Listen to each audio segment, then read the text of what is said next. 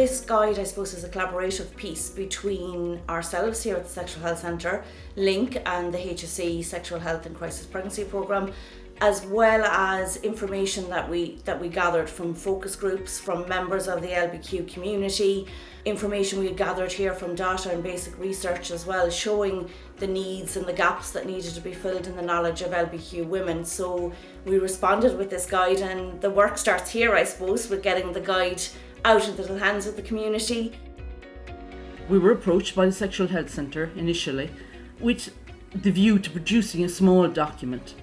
And as we started working on it, we realised that there wasn't this information out there for people, for lesbian and bisexual women.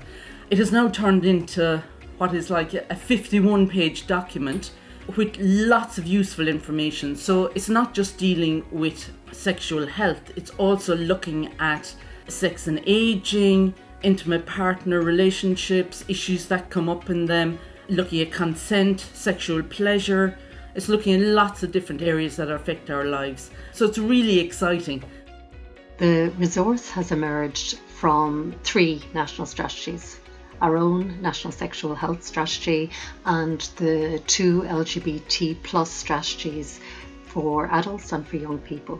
LINC and Sexual Health Centre Cork had already begun talking about developing a resource for lesbian, bisexual and queer women, and we were delighted to join in with them at an early stage and work really closely to pool our knowledge, our expertise, our resources in order to make this a nationally applicable resource for lesbian, bisexual and queer women. Historically, this group has been invisible, not just in Ireland but globally.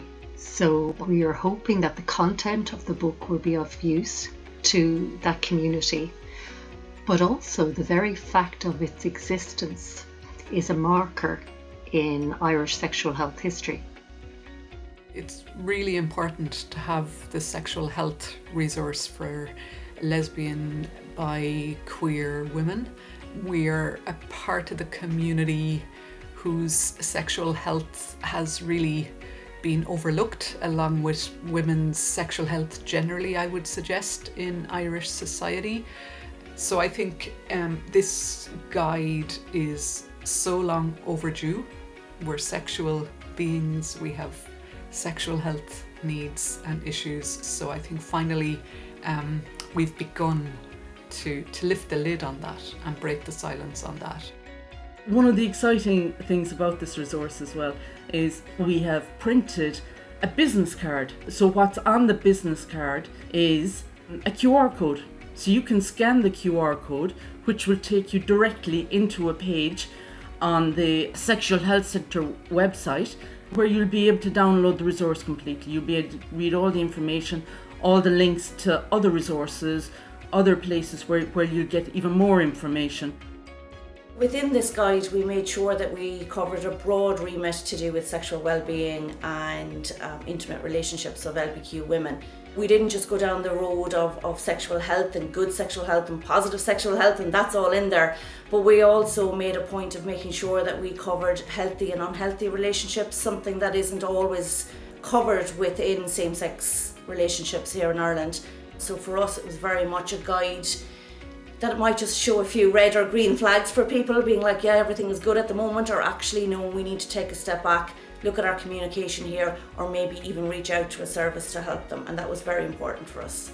It's very important to bring us out of that sort of invisible space and to take up our own space as sexual beings, to be proud of it, to be proud of who we are, and take up our place visibly within our community. And this is another useful step in that direction.